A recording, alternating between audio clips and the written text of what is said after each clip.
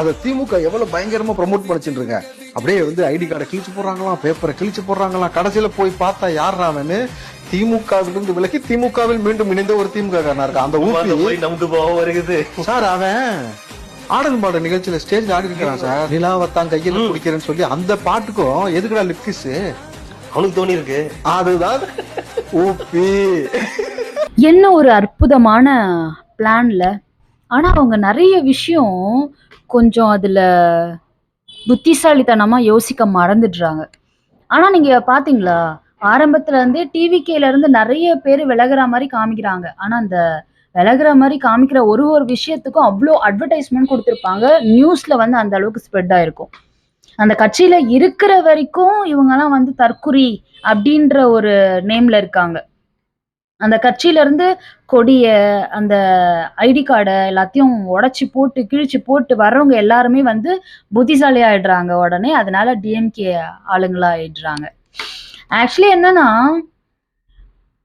இங்க இருந்து போய் தான் அவங்க டிஎம்கே அப்படி கிடையாது. ஆல்ரெடி டிஎம்கேல இருக்காங்க. அப்படி இல்லைன்னா டிஎம்கே மூலமா டிவிகேக்குள்ள போறவங்களா இருக்காங்க.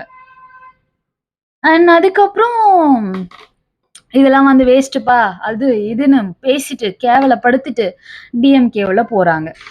இது என்ன சொல்றதுன்னு ஒன்றும் புரியல. ஆனா ரொம்ப சின்ன பிள்ளைத்தனமான ஒரு நாடகமா இருக்கு. இது கூட மக்களுக்கு புரியாது. அண்ட் அது ஒரு பக்கம் இருந்தாலும் இவங்க கொஞ்சமாவது புத்திசாலித்தனமா யோசிக்கணும்ல. எந்த ஒரு க்ளூவும் இல்லாம, எந்த ஒரு எவிடன்ஸும் இல்லாத மாதிரியாவது இதை பண்ணணும். இந்த மாதிரியான விஷயங்கள் பண்றதுக்கு இவங்க எவ்வளோ கஷ்டப்படுறாங்கல்ல. ஆனா இதே எஃபோர்ட்டை டிஎம்கே கொள்கைகளுக்கு அப்படி இல்லைன்னா அவங்களோட ஒரு மாநாட்டுக்கு, அவங்களோட கட்சிக்காக ஏதோ ஒரு விதத்துல இந்த எஃபோர்ட் எல்லாம் அவங்க போட்டாங்க அப்படின்னா ஏதாவது ஒரு பிரயோஜனம் இருக்கு. ஆனா அதை விட்டுட்டு மற்றவன் கட்சியை காலை வாரினாதான் நம்ம கட்சி ஒரு இடத்துல நிக்குன்ற மாதிரி இருக்கு இதெல்லாம் பார்த்தா.